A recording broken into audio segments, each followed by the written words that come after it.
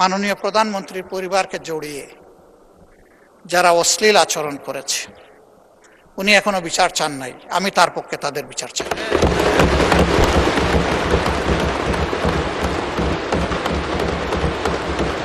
ওনার মেয়ে, আল্লাহ তাআলা আমাকেও 2টা মেয়ে সন্তান দান করেছেন। আমার মেয়ে, ওনার মেয়ের সম্মান মানে আমার মেয়েরও সম্মান, মানে আমাদের মেয়েরও সম্মান।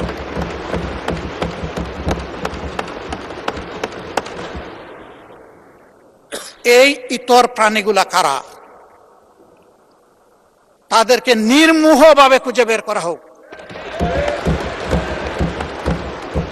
প্রিকনসেপ্ট কোন আইডিয়া থেকে নয়, ব্লেম গেমের জায়গা থেকে নয়, ভেরি ট্রান্সপারেন্টলি এটা বের করে আনা হোক।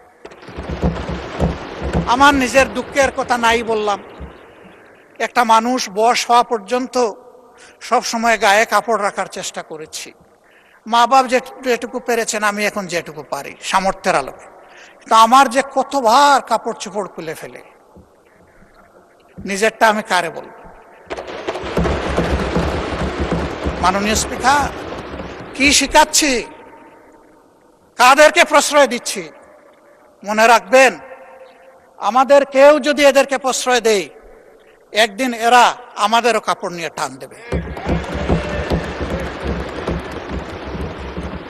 এই নোংরা ধারা বন্ধ হওয়া উচিত। এর অস্ত্র সরকারের হাতে, আমরা সরকারকে পূর্ণ সহযোগিতা করব। সকল টেকনোলজি কাজে লাগিয়ে প্রথমত বলবো যে এই নোংরামি বন্ধ করার পথ বাহির করুন, গোটা ফিল্টার করে আউট করুন। তারপরে বলবো ইনসিডেন্টালি ওর অ্যাক্সিডেন্টালি কিছু হয়ে গেলে সেইটার কঠোর ব্যবস্থা নেই। আমি সংসদ সদস্যরা 2জন দাঁড়িয়ে তাদের নিরাপত্তা চেয়েছেন, আমি খুশি হতাম তারা যদি বলতেন আমরা আমাদের নিরাপত্তা চাই না, আমরা 20 কোটি মানুষের নিরাপত্তা চাই।